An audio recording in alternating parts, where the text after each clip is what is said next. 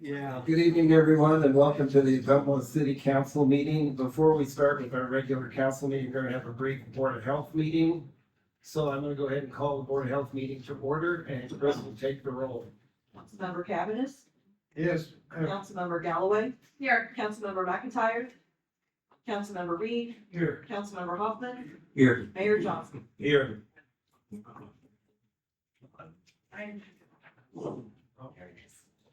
Okay, the next item on our agenda is to approve the minutes from the August 19th, 2025 Board of Health meeting. Is there a motion to approve? Move to approve. Is there a second? Second. Any further discussion?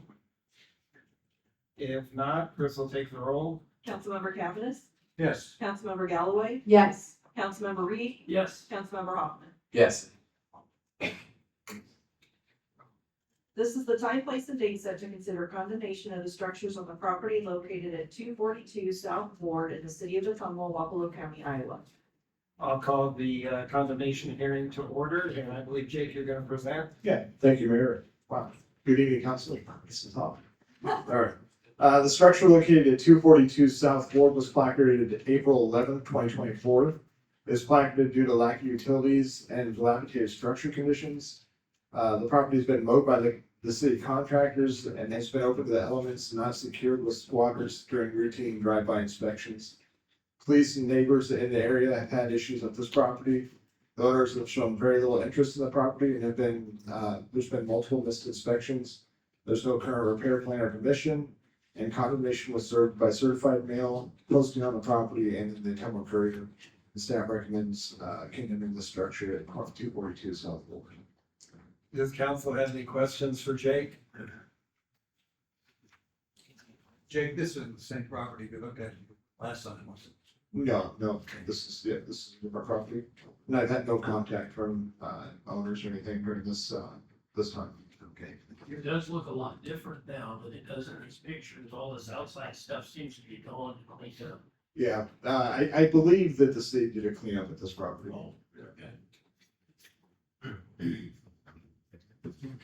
Is there any other questions from council for Jake? No Since this is a communication public- with the owner or anything? No, since we've, started the action of condemnation, I've had no contact. Since this is a public condemnation hearing, is there anyone in the audience that would like to speak about this property?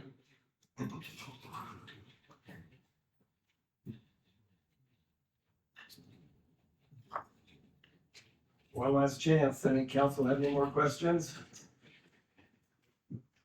If not, I'd entertain a motion to close the public hearing. Motion to close. Second, Chris will take the roll. Councilmember Cavanagh. Yes. Councilmember Galloway. Yes. Councilmember Reed. yes, Councilmember Hoffman. Yes. Condemn the structures located at 242 South Ward, order prompt demolition, removal, and leveling of the lot, and direct all costs attendant to such actions, including administrative costs, to be assessed against the property and or collected from the owner or owners thereof. Recommendation: approve the condemnation of the structures located at 242 South Ward. Is there a motion to approve the recommendation? approve the condemnation. Second. Chris will take the roll. Councilmember Cavanagh. Yes. Councilmember Galloway. Yes. Councilmember Reed. Yes, Councilmember Hoffman. Yes. This is the time, place, and date set to consider condemnation of the structures on the property located at 310 North Caldwell in the city of Ottumwa, Wapello County, Iowa. I'll go ahead and open the condemnation hearing, and Jake, it's all yours. All right, thank you, Mayor. So this structure was, placarded January 28th of 2025. Is, placarded due to lack of utilities and dilapidated structural conditions. I have had contact from the owner of this property. He's, said that he had a contractor that was gonna do the demolition for him, that he'd already, had that set up. In the case of that, if we see movement on this property, I'll step back, let that try to play out if in any way possible. But as of that right now, there's been no movement on it, so, staff recommends going ahead with the condemnation of this property. Does council have any questions for Jake regarding this property? I think, the information I have on this, the only holdup is the man that he was going to employ to do the removal didn't show up And so his intention is still the same. Yeah, and it's been that intention for several months, so we just want to make sure that we're moving if he's not going to move. Like I said, if he does start moving on the property, I'll definitely step back. We had that situation on the south side of the property just a couple months ago where I was able to step back and let them do the demolition. So if that happens in this case, we'll step back. I think he actually has another trailer to put in there, which is in much better condition. And that's his plan, is to have that one removed and place a new one in place. Yeah, it would definitely benefit him if that was the case to move with the demolition himself. Any other questions from council? Does anyone in the audience have any comments or questions they'd like to make regarding this property? Okay, if not, I entertain a motion to close the public hearing. Motion closed. Second. Chris will take the roll. Councilmember Cavanagh, No. Councilmember Galloway, Yes. Councilmember Reed, Yes. Councilmember Hoffman. Yes. Condemn the structures located at 310 North Caldwell, order prompt demolition, removal, and leveling of the lot, and direct all costs attendant to such actions, including administrative costs, to be assessed against the property and or collected from the owner or owners thereof. Recommendation: approve the condemnation of the structures located at 310 North Caldwell. Is there a motion to approve the recommendation? Motion to approve. Second. Chris will take the roll. Councilmember Cavanagh, Yes. Councilmember Galloway, Yes. Councilmember Reed, Yes. Councilmember Hoffman. Yes. This is the time, place, and date set to consider condemnation of the structures on the property located at 424 Tacoma in the city of Ottumwa, Buffalo County, Iowa. I'll go ahead and open the condemnation hearing, and Jake, it's all yours. Thank you, Mayor. This one was placarded February 19th of 2025. Suffered a severe fire at this property. There's no insurance on the structure. There's been no movement towards tearing it down or rehabilitating it. Council, so at this time, staff recommends that we condemn the structure at 424 Tacoma. Council have any questions for Jake regarding this property?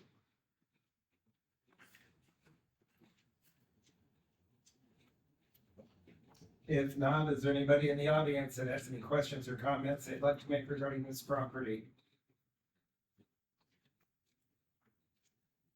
Okay, if not, I'd entertain a motion to close the public hearing.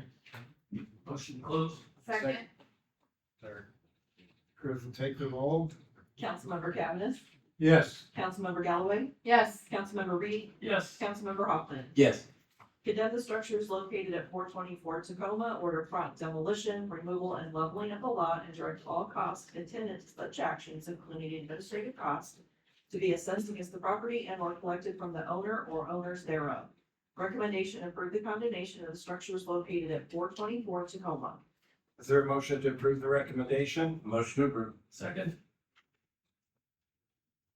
Chris will take the roll. Councilmember Cavanagh, Yes. Councilmember Galloway, Yes. Councilmember Reed, Yes. Councilmember Hoffman. Yes. Thank you, Council. Thank you.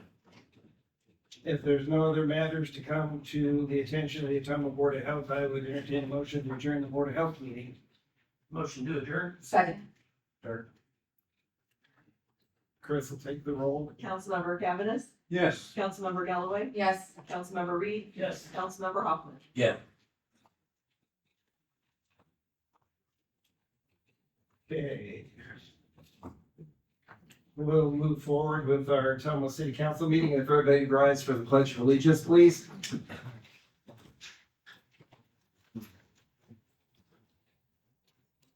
I pledge allegiance to the flag of the United States of America and to the republic for which it stands, one nation, under God, indivisible, with liberty and justice for all. Thank you.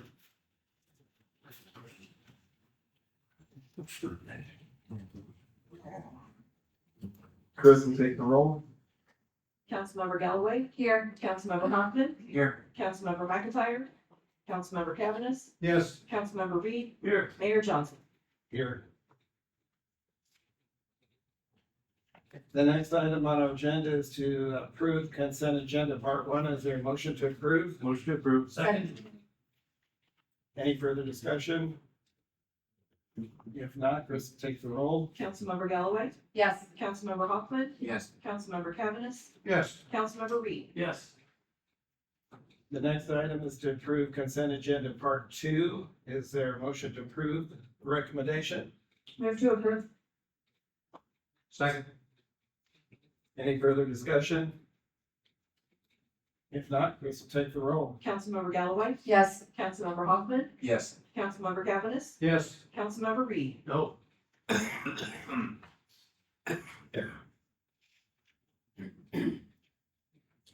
The next item is to approve tonight's city council agenda. Is there a motion to approve? Motion to approve. Second. Any further discussion? If not, let's take the roll. Councilmember Galloway? Yes. Councilmember Hoffman? Yes. Councilmember Cavanagh? Yes. Councilmember Reed? Yes. The next item on our agenda is the city administrator's report to council and citizens of Ottumwa. So I'll turn it over to Phil Rath, our city administrator. Thank you, Honorable Mayor. Before I bring up our guest tonight, I just wanted to touch real briefly on the first goal of the comprehensive plan, which was focused on housing. Currently, we are on track with the goals in that area, 31% for of those areas. 54% has had some disruption, and 15%, bless you, is considered completed. Overall, that we're at 53% complete of the 20-year progress plan. We're in essentially year 5, so I think we're tracking real well on that. One of the biggest accomplishments in the area of housing was the designation as a thriving community. I believe that can go very far with assisting Mission 500 in their goal to reach 500 homes by 2030.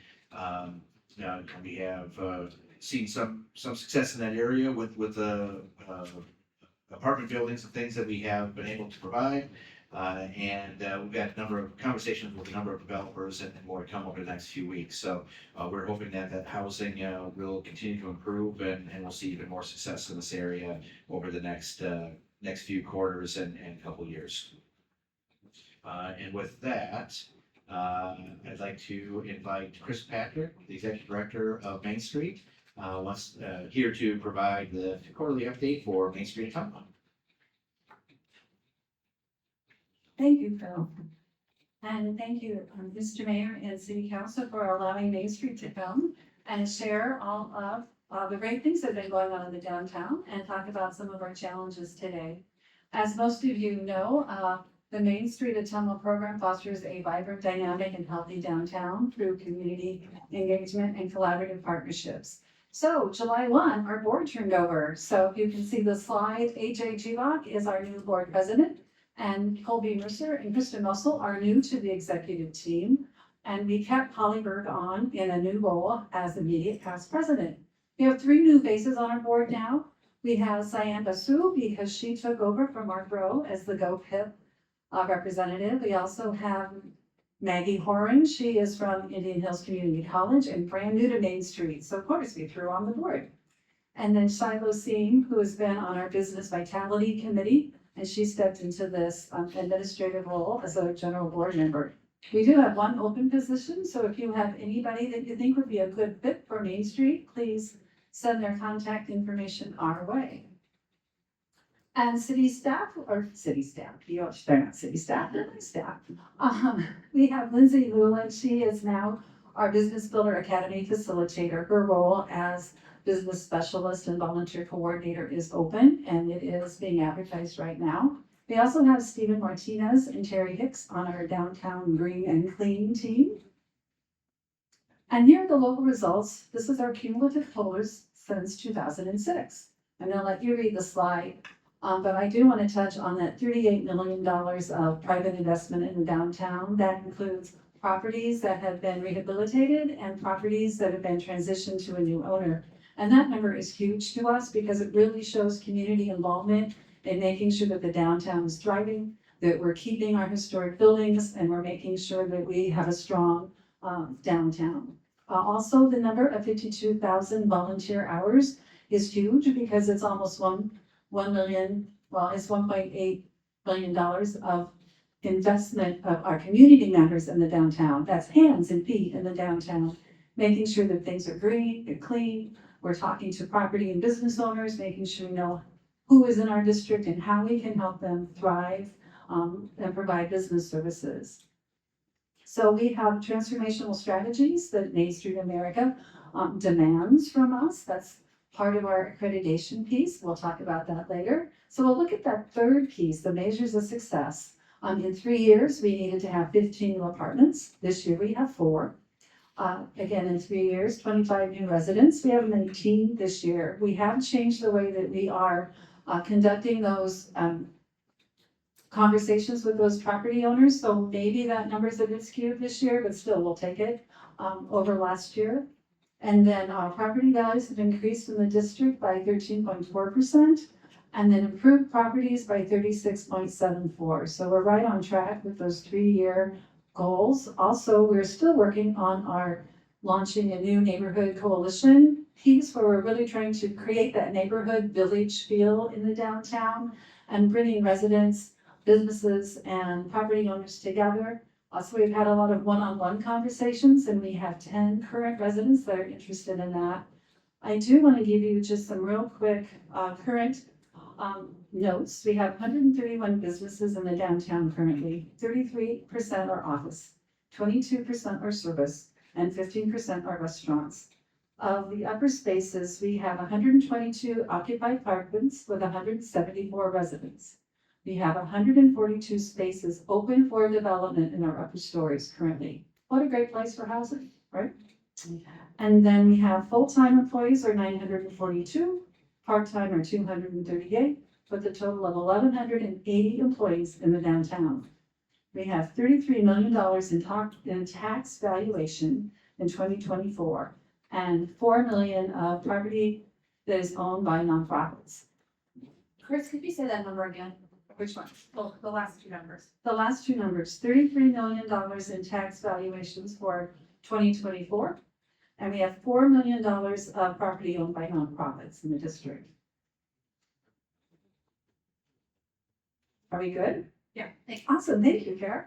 So, oh, I didn't say your name. You're part of our board. I was gonna call you out and say how phenomenal you are. I forgot. I know, she's not gonna talk to me from now on. Okay, so measures of success for our second strategic plan. I'll just talk faster. Growth and development in the downtown. So reducing first floor vacancies to 10%. We're at 15% right now, 15.7, almost 16. Net gain of 5 new businesses per year. This year, we have really pushed in recruiting businesses and developers into the downtown. So we have 8 new businesses. And then we had 10 businesses go through our Business Builder Academy each year, 10 last year, 12 currently in this year. And the third plan is just about telling our story better for Main Street and making sure that we're a sustainable organization. So we've increased our organizational sustainability by 18.7% this year. Net assets increased to 33.8 from our endowment giving, and I'll talk about that in a minute. Increased marketing outreach through ads on the radio, really promoting our district, which is not something we've done before. And Brett started that before he left. And then achieving program recognition at the national level. And Main Street America recognizes us for our Business Builder Academy. They actually want to replicate that at a national level. And then also the Booms Tracker. Brett was the first one in the country to get all of our properties and upper floors in that application. Chris, can you go back a second, Travis? What kinds of things do you look at when you say you've increased your organizational sustainability? Investors, making sure that all of our activities are actually profitable, and so none of the committees are carrying an event that's not making money. So everything that we're doing is we're running a nonprofit business, serving the downtown. So sometimes it's easy to forget that we have a bottom line. Thank you. You're welcome. So we are the self-supported municipal improvement district, and we administer those funds. This is how they were spent. 35,000 went into reserve for future projects. The next big pie on that scale is economic development, and that was almost $16,000. And that most of that goes into Business Builder Academy. Beautification, that's all the downtown maintenance pieces that SMID helps with but does not do. And so you can see that graph. Before you move on, can you, so it, right here, I just want to make sure, very clear, it authorizes the city to impose additional property taxes. However, how are those property taxes like imposed? Is it just the city gets to decide that, or who decides that? Hey, let's look at the next slide. Perfect, thanks. All right, so this next slide shows how we divide the district into three parcels. And actually, we had a SMID renewal last year where the property owners actually choose to have this tax put onto their tax bill. So then instead of say they're supposed to have a certain amount of tax, it's $1 more per thousand, or $2 more per thousand, or $3. And the part that has 3 is that really centralized business district along 200 and 300 block of Main Street. And all of those monies go back into the district for improvements. None of it comes into our coffers. It actually resides in separate funds and in laddered CDs, so we know exactly how much money we have at any given time. And then you can see that at least 25% of the property owners and 25% of the owners of the assessed value. So that means it's not just 25% of the owners, but if one person owns, say, 13% of the district, they have to have at least 25% of their ownership saying yes to that. So it can get complicated, but we appreciate the fact that the city understands the value of downtown, understands the value of our historic buildings, and is willing to help us keep that engaged in the community and showing progress to those property owners. So downtown green and clean. For some reason, I can't say that. Anyway, this is the downtown maintenance fund that the city allocates to us, $39,900 annually. You can see 78% went to contract labor. And our guys this year were paid $15 an hour. I really wish we could increase that for our person who's supervising the people that do this work. Sue retired last year, so we have a lot of turnover this year. We really got ahead of it finally, but a lot of turnover as we were just kind of figuring things out. And then you'll see the next funds. There's some capital equipment we purchased, and then plantings, of course. So this is our budget for fiscal year 2025. You'll see the majority of our income comes in July and August. Part of that is through government support and then grant income. The third bucket, that's the largest in that pie graph, is actually organizational commitment, an organizational committee, and those are fundraising pieces. And then you'll see a similarity in our outgoing expenses, showing July and August being those top 2 months, and that's partly because we're distributing that money into the SMID buckets that we have that you saw on the end of the graph. And this pie is really showing how pretty much we divided out over all of our committees and all of our work. Our wages were high this year because we paid Fred's retirement out. And we were nationally accredited. So I want to shout out to the council member, Kara, Phil, Mr. Mayor, for attending those meetings along with Jean and Amal. We had meetings all day. We took them on a tour at lunchtime, walked them around the district, had lunch at the canteen, which they loved, and then met with Tucker Black, who owns 2320 Fitness. He's a Business Builder Academy graduate. And they came back for an afternoon full of meetings. So they met with our private partners, they met with our volunteers, they met with as many people as we could get there in one day. Also, we're going to talk about housing. We're going to talk about downtown buildings for just a second. So the benefit to an Iowa downtown economy for an upper floor housing unit rented to a couple, and their rent is between $800 and $1,300 a month, equates to between $24,000 and $52,000 of spending their dollars in a community. And why that's important is because we have 142 vacant spaces in the downtown. So if we start the math, right, we're trying to figure out how we can really increase that footprint in the downtown with retail. It's really housing first, because we definitely know that Ottumwa is short in housing, and we are thrilled that we are now a thriving community. So hopefully some of those things that are going to be developed can happen downtown. So now we're going to look at the cost of an empty building. And whenever I show this slide, there's just no way to put the total amount on the bottom. It won't let me. So the total amount to a community for a cost of one empty building is $333,000 annually. That's a huge number, especially when you're starting to count on your fingers these 20 buildings that we have in the downtown that are currently vacant. And that goes to rent, it goes to supplies, it goes to taxes to the government, it goes to professional services and the workers, the people that would be employed in that space, and then the people that would be employed to rehabilitate that space. So one of the ways that some communities across the state of Iowa are dealing with this is something called a vacant building registry ordinance. Now, we have vacant building ordinances, but this one's a bit different. There's some teeth in this one. So I'll just read a couple sentences on this. And this is from Mason City. An owner of a vacant commercial or industrial building must register the building, choose a vacant building plan, and pay the registration fee within 120 days of the building becoming vacant. There are exemptions to this rule, and the owner can wish to claim an exemption. So these are not hot links. We're not going to go through the whole process, of course, but there are vacant property form, which we'll see next, and there are those exemption forms. So let me talk a little bit about how this works. So Jim Thompson, I worked a lot with him, so if we are interested in this, he can definitely come and fill everybody in on how this works. So a building is vacant, and they do a registry. They decide, okay, I'm going to register my property. And some communities, it's as low as $50. Others, it's $500. So for this one, it's 120 days. Other communities, it could be a year. So a year later, the building is still vacant. Nothing's been done. They just left it like it was for a year. So then we come back in, the price goes up, and then life safety people go into the building to make sure that it's not a detriment to people along the street level behind the building, and that nothing is going to happen to the two buildings on both sides of it.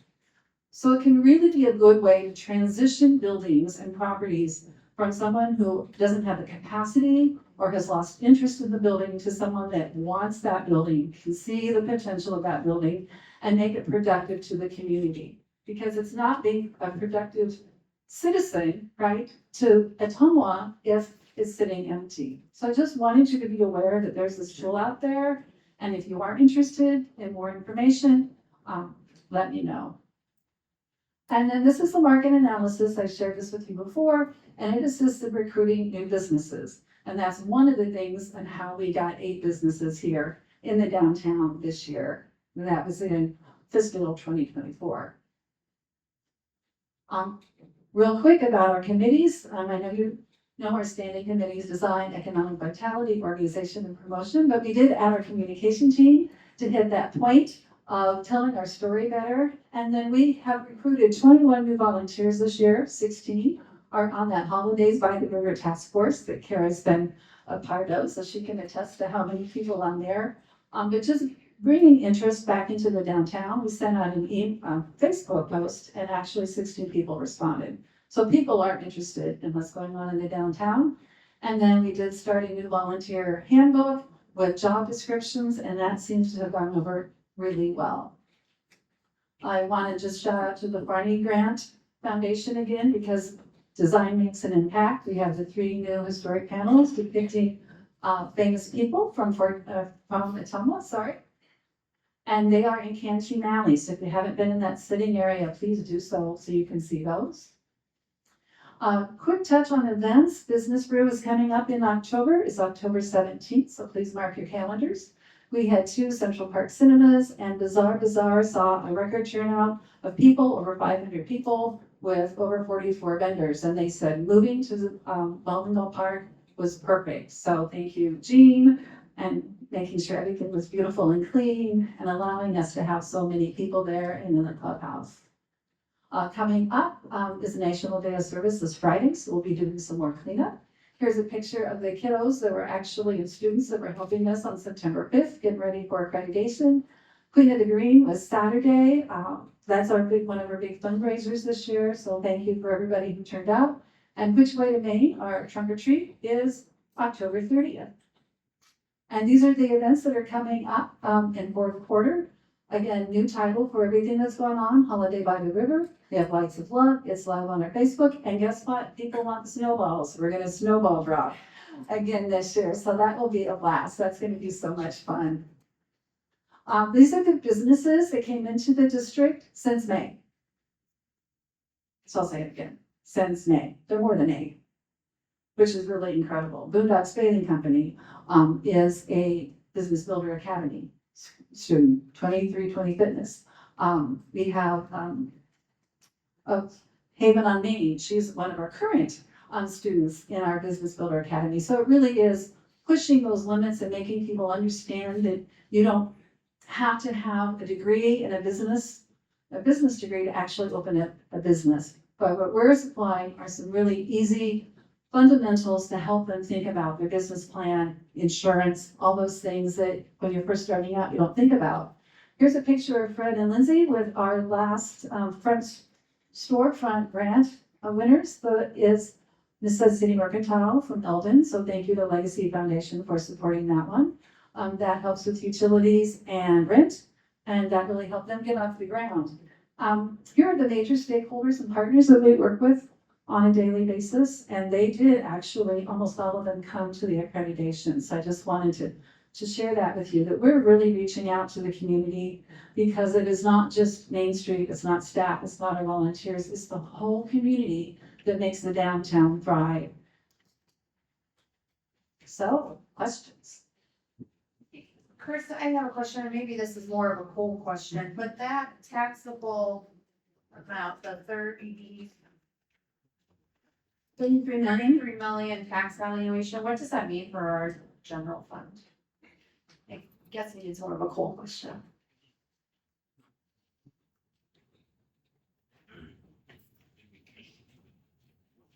So first of all, if that's 33 million in actual taxable valuation or 33 million in valuation. Because if it's 33 million in valuation, you take 90% of that. Okay. Divide it by 1,000 and times it by $8.10, right? And I can't do that math right in my head, but let's just say it's 8 times 30, so you're talking 20 to maybe. I could pull out my calculator, but this is fine. Yeah, well, 30, it would be 3,000, 30,000. Right, is that 30,000? 30,000 times 8, real quick, would be, 24,000. 240,000. Thank you. I hope it's more than 24,000, that'd be scary. No, I just wanted to do that to show that, again, that does make, we hear on Facebook, a lot of people putting down, Main Street again, Facebook is Facebook, but still, there's an impact, and it's not just to our community, it's also to our actual general fund too. It is. Actually, a developer walked in my office today that had seen what we have on our website. And he came in talking about a couple buildings in the district, and he's never been into my office before. So, I mean, there is interest in purchasing some of these vacancies too. Any other questions? Well, that's who I am, and I want to thank you all again so much for allowing us to just share the news and some thoughts about how to fill those or transition those vacant properties. Thank you so much. Thank you, Grace. When you talk about a building, when you're talking about something that's 2 floors, could be 2 floors or is 2 floors, are you dividing them as 2 different entities, or is it all one piece? Well, actually, it could be many entities. With a 3-story building, you actually could have 3 owners. Iowa law allows us to condominiumize a property in a downtown. So say you have a property that the first floor has a restaurant and it's doing great, but the other 2 floors are not being impacted by, commerce or apartments. So they can sell the top 2 floors of their building to someone else that can then come in with the capacity to rehabilitate those into housing. Great question. I should have said it earlier. Thank you. Thank you. Right, thank you, Chris, and thank you for bringing up specifically about the vacant building ordinance. I know that's something that Amal and her team are working on, something she presented to me as something to help out with addressing vacant buildings throughout the city. So we are working on that, let city council know, and we should have something coming sometime in the near future, I believe, on that. So be looking for that. I think it is a great idea and working in other communities across the state. So I think that's just a good little appetizer there. I did have one other thing that I wanted to, mention tonight. Here's a statement I wanted to go through. The event last week with the assassination of Charlie Kirk appears to have affected everyone in one way or another. As with other acts of senseless violence across our nation, whether a school shooting or the attempted and or successful shootings of political figures, I have highlighted as examples of what can happen when civility breaks down. Regardless of anyone's political stance, I believe it is important to reflect upon this tragedy. As members of society move further away from personal responsibility and accountability, it appears easier to lay blame at the feet of other entities, including their government. We are now essentially in campaign season for elected officials, and if we want good-hearted people to run for office, volunteer for service, or work for the city and continue to strive forward as a community, we need to protect our staff and elected officials, both physically and mentally. I applaud those who currently serve on the city council and those who have turned in papers attempting to be elected in just a few short weeks. For those who are on the fence considering an elected office, the deadline is this Thursday by 5 p.m. Additionally, I encourage voters to get to know the candidates and realize that you may not agree on 100% of their platform, and that is okay. Please do your own research. Don't blindly believe what you hear at the coffee shop or see on social media. Often this content is edited for effect or messaging. I urge everyone not to dwell on the negative, while at the same time ignoring the positive around us that is happening in this community. Personally, I chose to work at the local level of government because I wanted to work on solving problems and helping the people of the community I worked in, rather than worry about what letter was behind my name or theirs. We have a lot of great people serving this community as volunteers, as appointed and elected officials, and as members of staff. They are oftentimes put into difficult situations, having to make recommendations or decisions which are not always popular. As a result, I have been informed of comments or posts not simply disagreeing with recommendations made by myself, other staff members, or decisions made by the city council, but rather defamatory, negative, and sometimes hateful speech, no longer about the issue, but personal attacks against the individual. These types of drive-by comments and ad hominem attacks should not be tolerated. They are lazy arguments, typically utilized when someone does not have a solid foundation for their position. Please note that I'm not calling for the elimination of free speech. If someone has a complaint or concern about their government or city policy, they should certainly identify that in a responsible manner. Freedom of speech is not the issue. The issue is when name-calling and dehumanizing statements are utilized along with the irresponsible use of social media and a normalization of violent rhetoric. Behavior such as this runs the risk of unnecessarily inciting violence and destruction. I urge people to tone down the political rhetoric, to challenge ideas, not people. What scares me most is the result of an individual who would take an action against someone else they do not know simply because of a perceived difference in beliefs or values. We as a society have lost the ability to connect with people. Interactions are done via text, memes, and emojis. People think they know someone from their posts, clips, and pics they see on Insta or whatever social media app is popular, rather than through human interaction. As a result, it has become too easy to dehumanize that individual, which leads to concerns over political violence, such as what the world witnessed last week.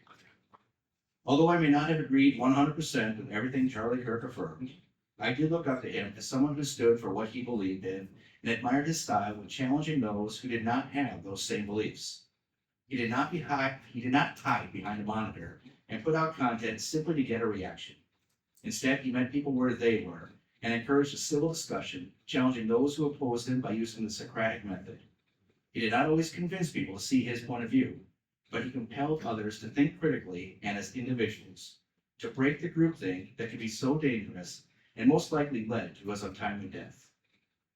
I pray for the family and friends of Charlie Kirk, and I pray that those who have hate in their hearts can find something good in the world around them.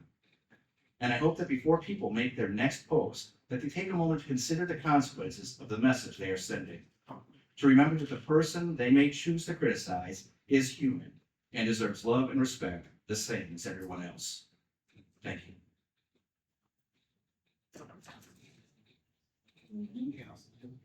Okay, thank you, Phil. The next item on our agenda is Any citizens who want to speak on any of our agenda items this evening? I don't have any slips up here, but I'll still ask the question. Does anybody want to speak on any agenda items? Okay. We have no public hearings tonight, and we have no ordinances tonight, so we'll move on to departmental board or commission recommendations reports. Water Recreation Access Cost Share Grant Application for Bridgeview Boat Ramp. Recommendation approve the grant application for the Water Recreation Access Cost Share Grant for the Bridgeview Boat Ramp project. Is there a motion to approve the recommendation? Motion to approve. Second. And I believe Gene Ratchey, our Parks Director, is going to speak on this. Thank you, Your Honor. The application for the grant for the Bridgeview Boat Ramp project is due September 30th. There is $40,000 budgeted in the CIP for this project. This grant is a 75% matching grant, with the city of Ottumwa providing 25% of the funding. This grant will be applied for through the Iowa Department of Natural Resources Water Recreation Access Cost Share Program. Does council have any questions for Gene regarding this item? Is there any location for this ramp? It's just downstream here where the current ramp is, but the current ramp is, the concrete's cracked and broken. It's getting to the point where it's almost not usable anymore. So we're gonna remove the old one and replace it with a new one. Is there also gonna be kind of a dock or something where, you know, like to get your people onto your boat then, once you're launched? I don't know, just asking. It's mainly just the ramp is what you're focusing on at this point. Right, it's the construction of a new concrete ramp. We haven't gotten to the boat dock portion yet, but the cost of those is relatively minimal, so that can be done also after the ramp is constructed. Any other questions from council? Any particular time that you're projecting to get this done? It will need to be a summertime or fall project, because a big part of it is the river needs to be low so that we can get the slab that's constructed on land pushed into the river when the water's low, then connected with the next slab that is built above water.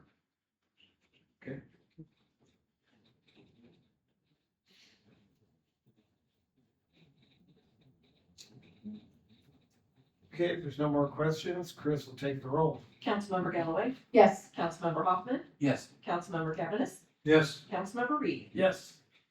Thank you, Gene. The next item, we have 5 resolutions tonight. Resolution number 168, 2025, authorizing the city of Ottumwa to participate in the national opioid settlements. Recommendation pass and adopt resolution number 168, 2025. Is there a motion to approve the recommendation? Move the recommendation. Phil, I believe you're going to handle this. Yes. In December of 2021, the City Council passed Resolution 219-2021. By passing that resolution, the city agreed to its share of any settlement agreement the state of Iowa was able to achieve in claims against pharmaceutical companies and the usage of opioids.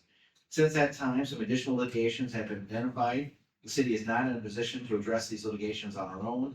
The attached resolution would encourage the city to back the state of Iowa in any litigation attempts, thereby increasing the settlement award should the state be successful. And it looks at, there's 2 currently that have been introduced to the city and the state, and this could address any future ones as well. Does council have any questions for Phil? Is there a time frame on this program? One is due to be the city would have to respond by, I think it was September 30th, and the second one was October 8th. And then if any others come in the future, it'd be whatever timeline that is. This does not mean that the city itself would get any funds, but the state, if it's successful, would get funds that would then be distributed to other entities or in certain programs that we, as well as other communities, would be eligible for. So it increases the opportunity of dollars that could be received by the state. Okay, thank you. Any other questions from council? If not, Chris will take the roll. Councilmember Galloway, Yes. Councilmember Hoffman, Yes. Councilmember Cavanagh, Yes. Councilmember Reed. Yes. Resolution number 172, 2025, approving amendment to professional services agreement for construction services between the city of Ottumwa and Beanstra and Kim Incorporated for the Blake's Branch Phase 8 Division 2 and 3 Sewer Separation Project.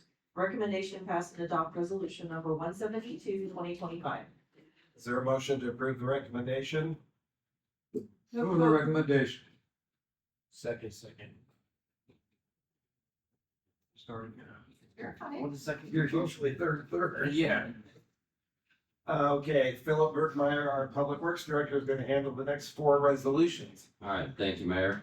So the city of Ottumwa entered into an agreement with Beanstra and Kim to provide construction services for Phase 8 Divisions 2 and 3 on February 6, 2024. The agreement was meant to last at the end of Division 2, but with both projects having multiple crews, so like Division 3 had 2 pipe crews and a concrete crew at the same time as Division 2 had a pipe crew and a concrete crew as well, so there's 5 total crews working. So we had to bring a second inspector on site. Division 2 is not finished yet, but the city will save money in the long term because Division 3 is ahead of schedule and on track to finish before the original 2027 completion date. This agreement will continue construction services until the end of 2026, at which time we'll evaluate the remaining work and if needed, extend the agreement one more time. As of right now, the contractor's goal is to finish by the fall of 2026. I think that's aggressive, but that is their intention right now. Total additional cost is outlined in the agreement shall not exceed the sum of $830,800. At this time, Randy and Brittany from V&K will provide an update on Divisions 2 and 3. Sorry, just Randy. Just me. Good evening. As I think you all were here when I was here in the early summer, kind of did an update kind of the current project. So Randy Johnson, Beanstra and Kim engineer, actually started on these City of Ottumwa projects back in 2016, I think the same time Philip. So him and I have been partnering since 2016 on this, and really it's on this Phase 8. So if you kind of recall, back in 2003, the city had a consent order with a DNR to start separating their combined sewers. Beanstra and Kim has been, I guess, very fortunate that you have hired us all this full time to continue with the sewer separation. So next project, this is, you've seen this before. It's kind of a nice colored map. The bottom is the orange was kind of a Phase 1 that we completed, that started about 2018, completed a couple years ago. That green to the right side there, that was east of Iowa separation. That was, so Division 1 was about 12.8 million. East of Iowa was a 3.1 million construction project. We're in Division 2, which is the blue, which we'll talk about here in the next, and then the green is kind of the Division 3. So next slide. Again, as combined sewers, just a quick little informational. You have one combined pipe that takes both the storm and sanitary in this Blake's Branch. We are going through separating, providing a separate sanitary pipe, but in the past, when you just had dry weather, the sanitary sewer would go to a smaller pipe and go to the treatment plant. When you had really wet weather, some of these nice 4-inch rain events, you would bypass into the river. So that is what DNR has asked the community to have a separate sewer system that has that go to the treated, and then the storm can get discharged into the river. So next slide. Again, just kind of a summary. 2003 is when the city had to start compliance with this decree. We had on that consent decree was like 10 phases. We're in Phase 8. Phase 9 and 10 are some smaller things, but Phase 8 actually was one of the larger chunks because it was about 2,000 acres of land that had to be separated. So next slide. And the blue is Division 2, and that's where we're coming in the end. And we'll have some cool pictures here, but this started about 18 months ago. It was a $5.7 million project. Fortunately, the city was awarded a STAG grant, a state tribal government grant, so about 2.2 million. Pardon? 2.5 million is granted on this project. So that was a very nice thing for the city. So next slide. So this kind of just shows you an area where the blue, and I should say, Philip's staff, if you know Chad Carlson, he's a drone pilot. He's the one that provided some of these great pictures you'll see. So next slide. This here, if you see to the left, upper left, that's the high school, and that is 4th Street, and so that slide right there, yeah, if you go to the next one, it's kind of cool, because now you can see the tennis courts on the right side, the nice red, and you can see that a lot of the new construction on 4th Street is taking place, so next slide. This is now looking from the elementary school, looking back towards it, and right there, that street is now completely paved, you'll see that, the gray, that's brand new pavement, and our goal here is somewhere in the middle of October to get this opened up, if not sooner. But you can go to the next slide. This is up on Plum, so the school is at the bottom there, bottom right. So this is Plum and Ash Street, and that's just a new intersection. And heading away from you or heading to the west, that is just a rock base. And on the right side, they just placed that block of pavement just this afternoon, and they'll continue on Plum. So next slide. Again, this kind of shows you the right, there's the elementary school on the right, and that is just some more of the project. It just kind of gives you an overview of what the city's accomplished in the 18 months here. So next slide. Division 3 is the green, and this was about $15.7 million worth of construction. It was over 3 years, like Philip is saying. Fortson is doing a great job. They actually brought 3 crews. They got somewhere between 17 and 19 men. So they'll have 2 different pipe crews going in different spots, plus a paving crew coming right from behind. So they got a great system right now, and they're actually pushing us to allow them to go other places. But we'll kind of get to that. We want to make sure the football stadium has access and that the schools have access. So we're kind of pulling the reins on them. I don't like to say whoa in a horse race, but we're kind of pulling the reins a little bit. Next slide. So we'll kind of go through the phase 1, which they are really close to finishing. 4th Street, you can kind of see there, the school would be to the left, the high school. So they've added the big trunk sewer in this area, did some storm sewer improvements, water main improvements, and they paved half of Center Street. So a lot of that now, they're really ahead of schedule on what this phase is. So go to the next phase. So this, in the gray area, that's right next to the football stadium, and what we need is 4th Street to be back and in use for the public, and then we'll allow them to start using some of this area. Now, with it being football season, we're not gonna give them the whole area. We'll allow them to use one of the streets so that we always have access for the football games. So we'll be coordinating that with them, so we're not gonna just leave the football stadium without access. And this one, they'll start this fall. How they're going, I wouldn't be surprised if by next summer at this time, they're chomping at the bit to go to the next phase. So go to the next phase, next slide. This one really doesn't impact anything, and they have a pipe crew. This has the big trunk sewer that will go all the way up to Jefferson Street, and that's really where the big box goes to, so the big trunk sewer. So with that area, there's not much impact to the residents, so we're probably gonna allow them to go into that area once 4th Street is open to traffic. So you'll probably see some work over there, and you'll probably see work over at the football stadium. Next slide. And the final piece is Grant Street, and that'll sometime next summer, late summer, depending on what streets are back paved and open to traffic, we'll talk to them about getting that into place. So I think that's about it. So we got some pictures. So this here, again, you see the tennis courts behind you. So the trunk sewer if you see the tennis courts to the right of them, it's like a dirt area. That was, our trunk sewer kind of gone through there. When I say a trunk sewer, it's a 36-inch pipe. It can take about 20 million gallons a day of sewer. So the intent is this will keep continuing up on Jefferson, and eventually would be able to take airport sewer, would be the full plan. The airport would come down to this. There's still some other work to be done, but that's kind of the goal of this project. So it goes That's all been separated, right? up at the airport. No. To where we are right now, Yes. it's been separated. Everything south of Center Avenue has been separated. Now everything south of Center Avenue and east of here to Jefferson is all separated. Thank you. Yep, so go to the next slide.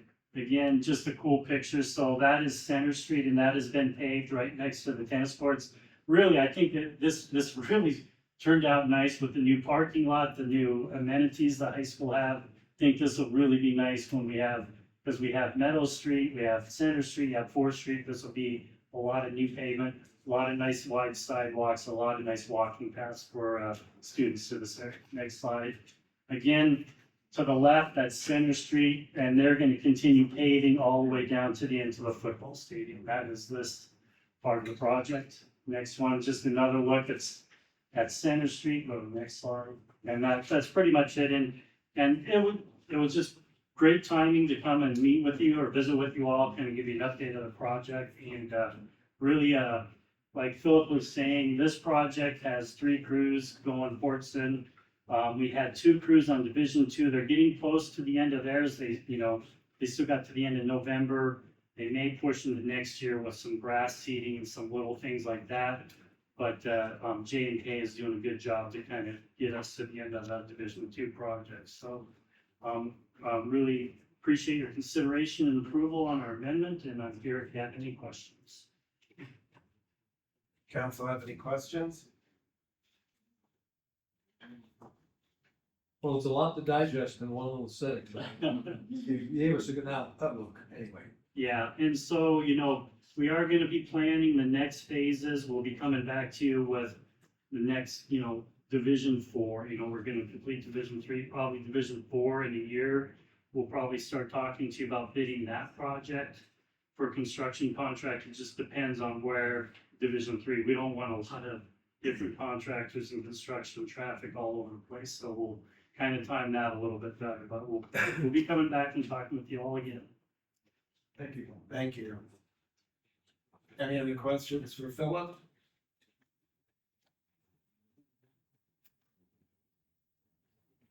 If not, Chris will take the roll. Councilmember Galloway, Yes. Councilmember Hoffman, Yes. Councilmember Cavanagh, Yes. Councilmember Reed. Yes.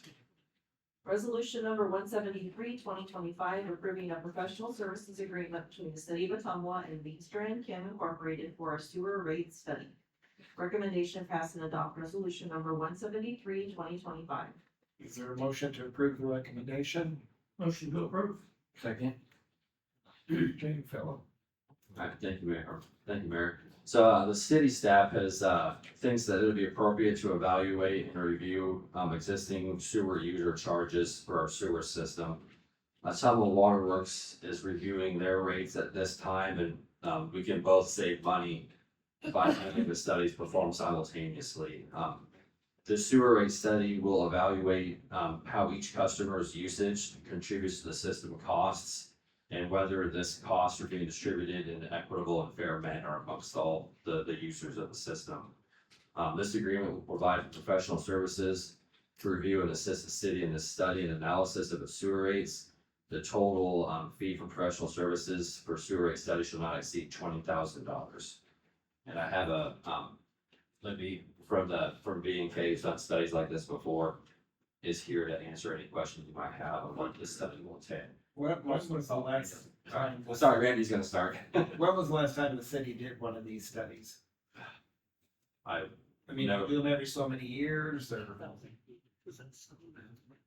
He's thinking maybe 2008, but I don't think we've looked at the total amount coming in and what the current rates are, but I don't think the city's, probably since at least 2008, has actually looked at, who uses the sewer, what do they contribute to the cost of the sewer, and are they being billed fairly for what they actually use, and that's what this study's gonna be for, not to increase rates or decrease rates, but just to see if the rate structure is appropriate for the city of Ottumwa. Yeah, it's looking at the equitable distribution of those revenues coming in, not saying if the revenue is adequate or not. Do certain user groups pay more than what they're actually using, and do other user groups are maybe being subsidized by these user groups? And it's something I think other cities have looked at before, creating groups like this, and just making sure that everybody is contributing to the sewer system that actually uses the sewers. Thank you.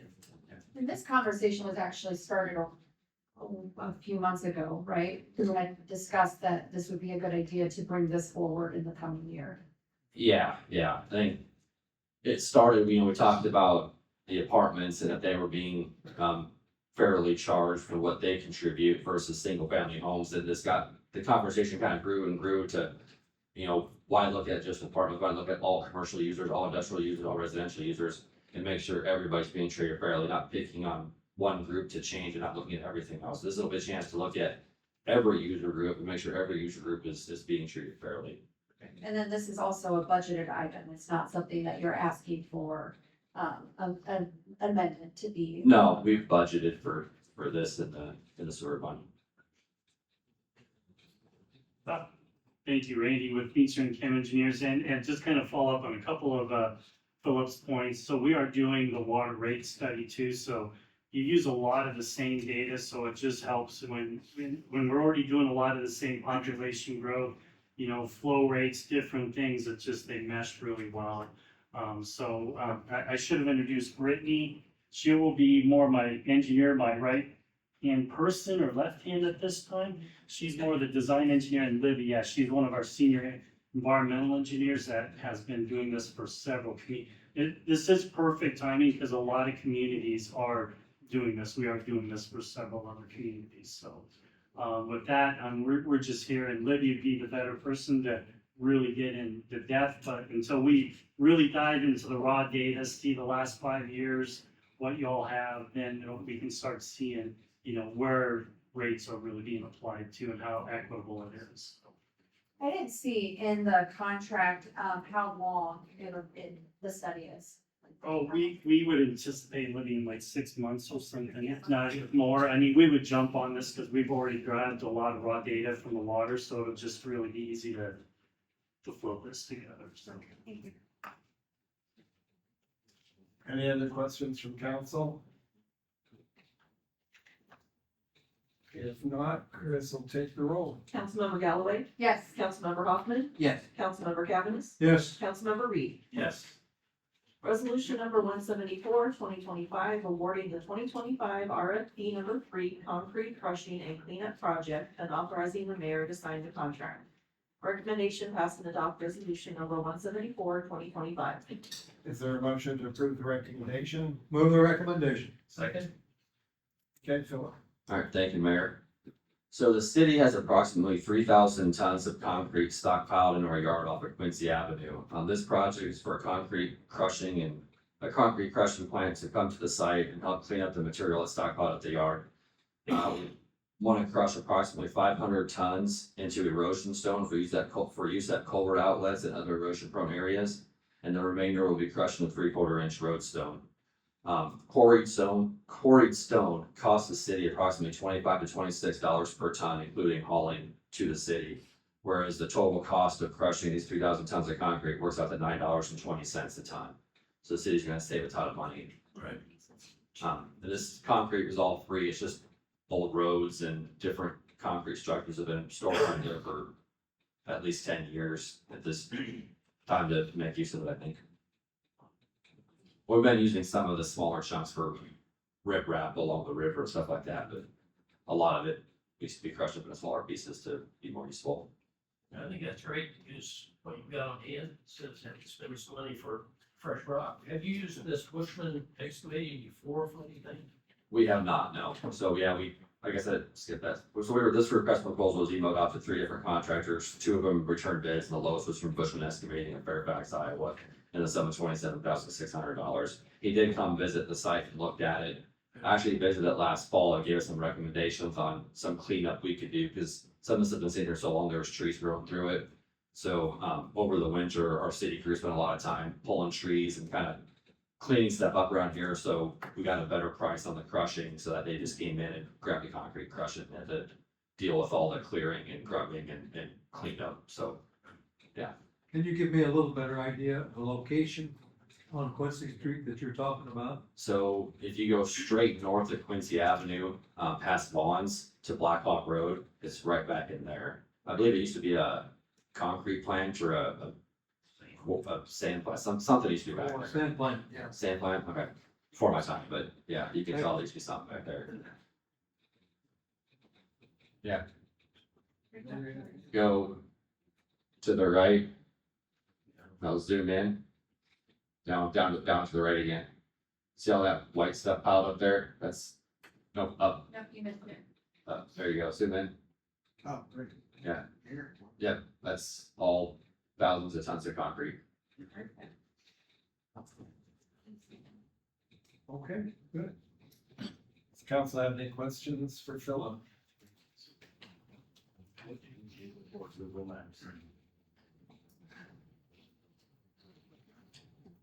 If not, Chris will take the roll. Councilmember Galloway, Yes. Councilmember Hoffman, Yes. Councilmember Cavanagh, Yes. Councilmember Reed. Yes. Resolution number 175, 2025, approving change order number 1 for the Water Pollution Control Facility Headworks Building re-roofing project. Recommendation pass and adopt resolution number 175, 2025. Is there a motion to approve the recommendation? Move the recommendation. Second. Okay, Philip. All right, thank you, Mayor. So we passed a resolution awarding a re-roofing contract for the headworks building at Water Pollution Control Facility. And when the first 1,200 square feet or so was pulled off of there, there was a lot of water in the insulation, and also it destroyed the existing vapor barrier. So this RFP included the price for replacing the insulation. We anticipated some insulation being bad, but we didn't have a price for vapor barrier. So this change order number 1 will provide compensation to the contractor for providing a new vapor barrier over the entire concrete deck. It'll also authorize the replacement of all insulation on the roof, even though if the roofing insulation is good, we'll keep it, but this just authorizes them up to the amount as if it would be all be replaced. Because so the stipulation is that there's good insulation, they'll reuse it, and they have been reusing insulation. Change order number 1 increases the contract price by $21,502 for installing the vapor barrier. It also includes replacing up to 8,350 square feet of insulation if necessary at the contracting price of $4 per square foot. The total change order will be up to $54,902. There's $183,500 left in the budget item to cover the cost of this change order. And so this won't be just like a piece of plastic, it's a fully adhered. I don't know if you've seen like the ice dam product that you use on a shingle roof. It's kind of what it looks like. It's a fully adhered vapor barrier across all the concrete deck. Figured it had to be something more than just a sheet of plastic. Yeah, and there's a lot. So this is the headworks building, so you have a lot of warm water coming in here, especially in the winter time. So there's a lot of vapor and moisture coming out of the building. So it's probably good that we upgrade the vapor barrier anyway. But we didn't know how bad shape it was until we tore the roof off. Council have any questions for Philip regarding this item?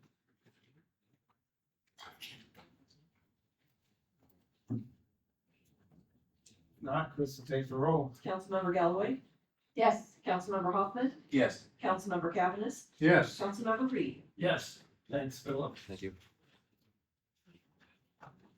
The next item is our public forum. I'd ask if anybody would like to speak on any non-agenda items tonight.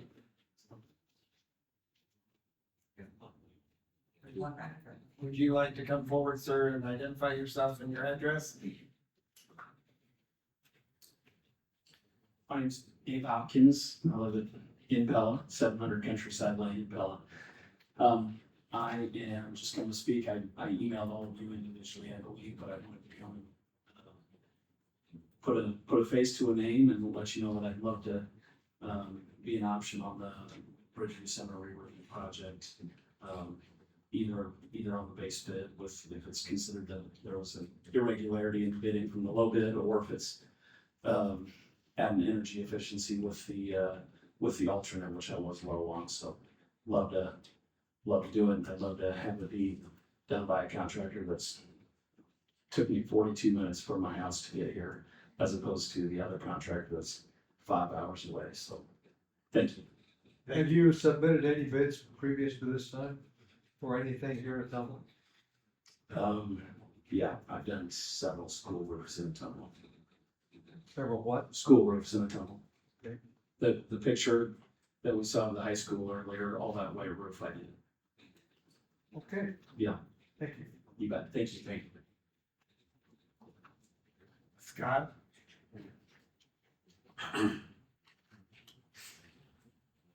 Thanks for the cookies. You're welcome. Good evening.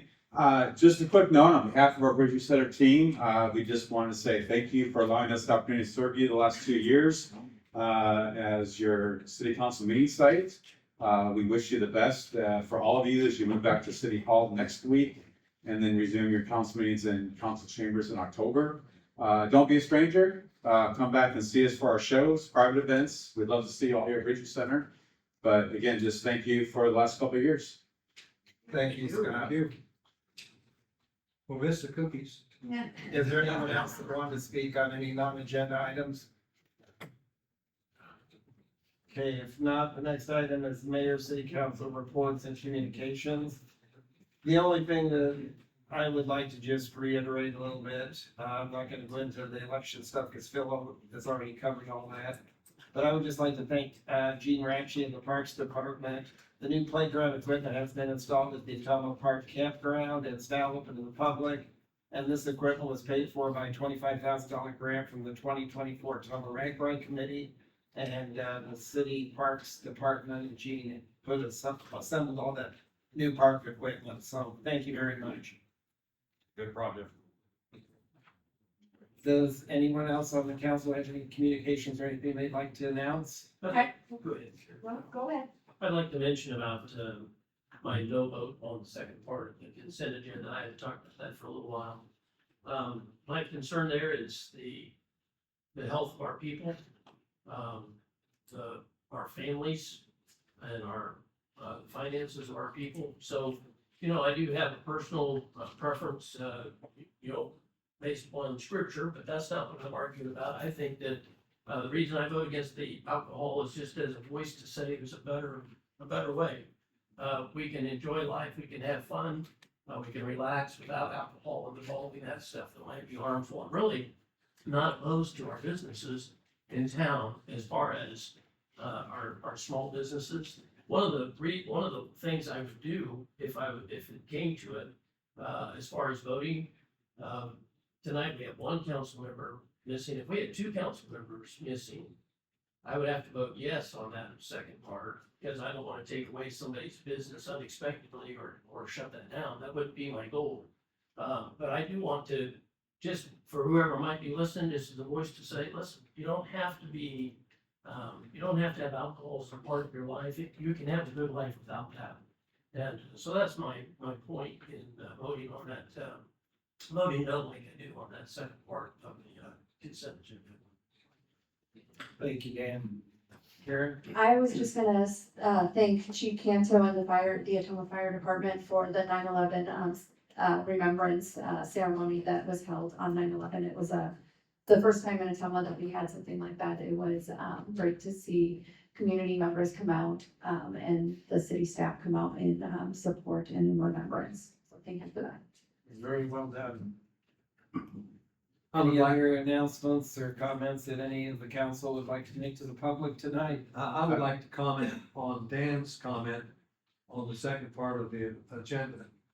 He realizes that the people that are applying for permits are doing so by law. They have to have that permit in order to distribute products, alcohol and tobacco both. So I don't have any problem with the way he votes, that's his business. But the fact that these people, the customers of ours, are following the law and getting a permit to proceed with their business, I think is important to know. I got just a couple of things. One, I want to recognize a couple of people, but I do want to kind of piggyback Dan's comment. I'm going to sit up here and admit, I've publicly been frustrated, although I want to say, I know that Dan Reed, when he votes no for the alcohol, he just explained it. It's not coming from a place of hate. It's not coming from a place of, he doesn't really have business. He's actually coming from a place where he cares about people and most people wants him to succeed. So even though him and I might vote different on that, I do appreciate the reason behind what he does.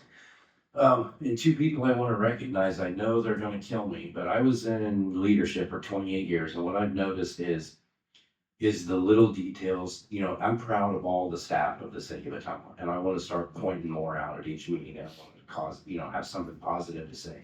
The two that I want to point out tonight, I know they're going to kill me, and I've learned in leadership that when you're a leader that takes care of the big details, it shows you can perform. When you care about the little details, that shows your passion.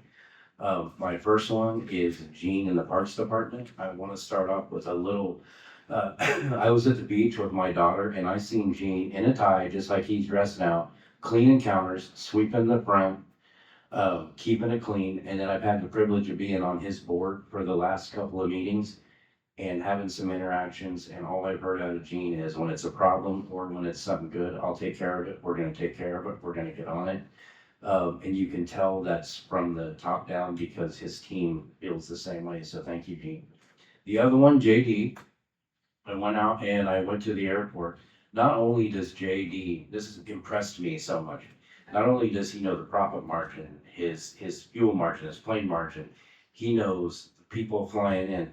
I seen, and this is going to be insignificant to some, but I want you to realize this. He had a discussion with a pop vendor that I witnessed. He knows his business so well. He knew the profit margin on the pop and drinks in his machine and negotiated with the vendor. He also knew who flies in frequently, who comes out there, what they drank, what he wanted to keep, and what he wanted to get rid of. This guy runs a multi-million-dollar operation and knows it from the complete top to the complete bottom. So that's passion. So JD, can't see him, but thank you, brother. Hey, Phil's a good customer too. Yeah, he keeps Dr. Pepper for me. So anyway, I do want to say that I do appreciate all the Ottumwa staff, and I want to do a better job of appointing people at each meeting. So, to end with, there's so many positive things going on in Ottumwa. Let's not focus on that negative. Let's just keep moving forward and make it the best Ottumwa can be. So thanks, everybody. Any other comments from council? If not, I entertain a motion to adjourn our city council meeting. So moved. Second. Chris will take the roll. Councilmember Galloway, Yes. Councilmember Hoffman, Yes. Councilmember Cavanagh, Yes. Councilmember Reed. Yes. We are adjourned, and thank you, everybody, for coming to our Ottumwa City Council meeting this evening. Safe travels home.